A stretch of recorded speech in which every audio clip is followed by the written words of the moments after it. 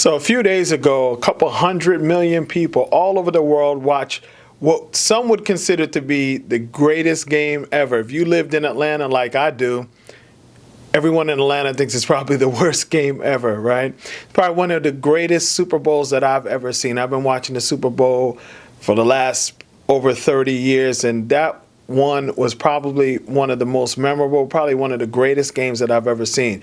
They say it's the greatest comeback ever. No team was able to come back from a deficit that large.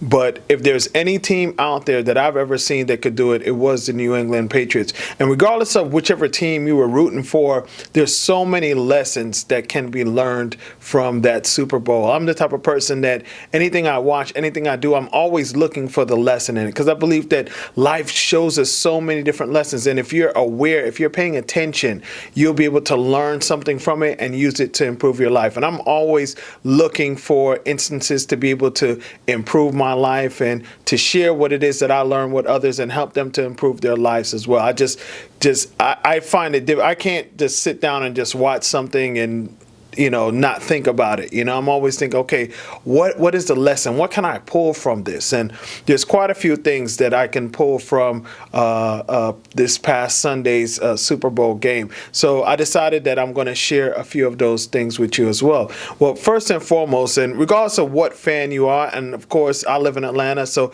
a lot of Atlanta fans are probably not going to like this, but I just personally think that Tom Brady is the greatest quarterback ever. I mean, that guy is really a winner.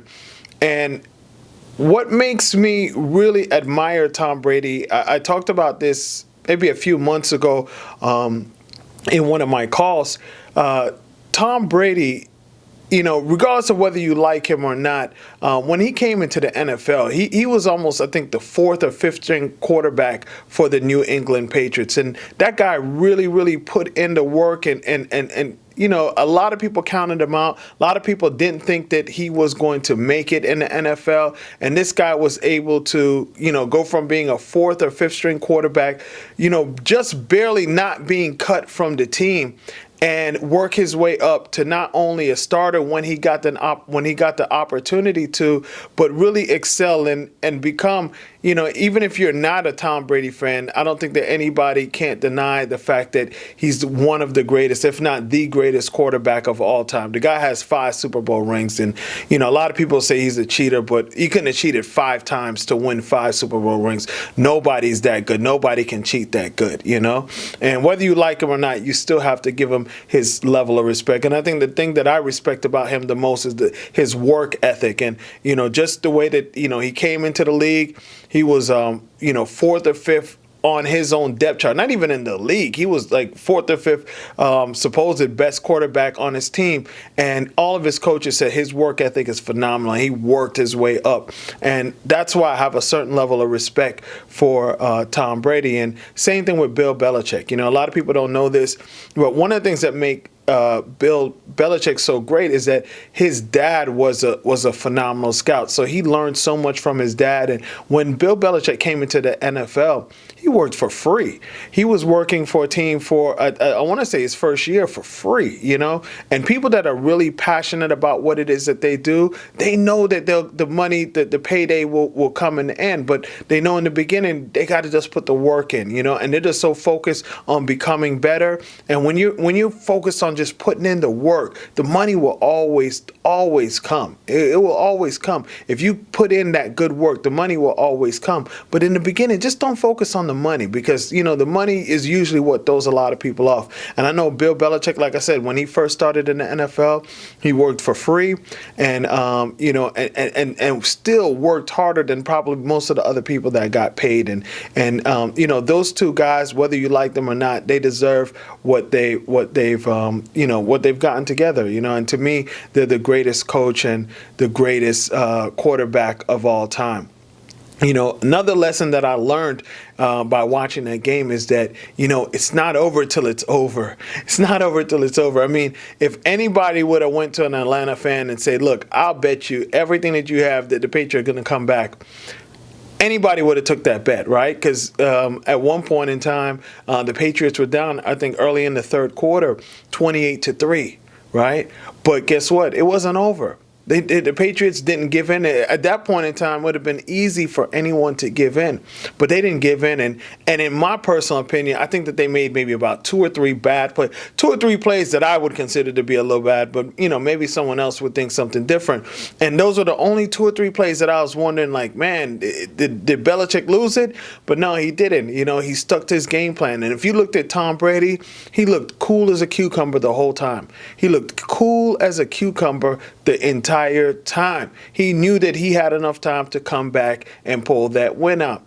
And, I would never, ever, ever, I don't care if they were playing my team, I would never, ever bet against New England because they just seem to have so much poise. And the lesson in that is that no matter how much you're down by, it doesn't matter what everybody else is saying, it doesn't matter how it looks on the outside, you can always come back. And if I haven't learned anything else, is that, you know what?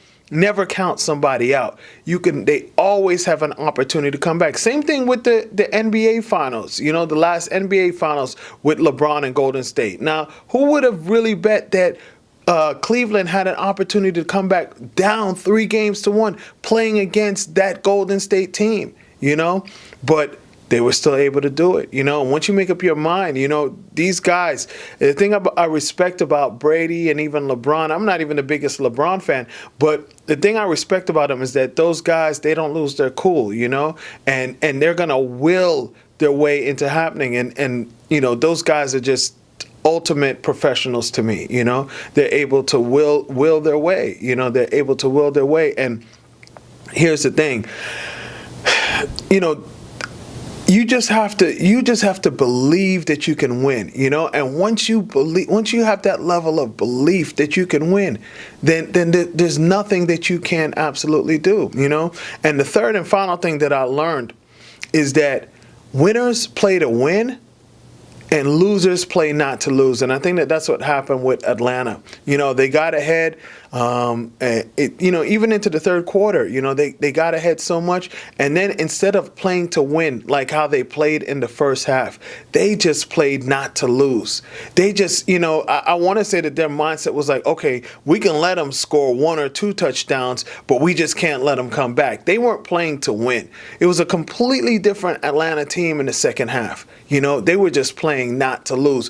The whole time, the Patriots were playing to win, and that's exactly why they won, and that's why Atlanta lost. They were playing not to lose. So always remember this. If you take anything away from this, just always remember, winners play to win, losers play not to lose. And when you play not to lose, that's what you're going to do. You're going to lose. All right. Hope you guys got something from that. Hope you learned a little something from that. Use those tips, whether you're an Atlanta fan or a Patriots fan, or you really don't care who won, and use them to improve your life and take your life to the next level. All right. Thank you much. And until next week.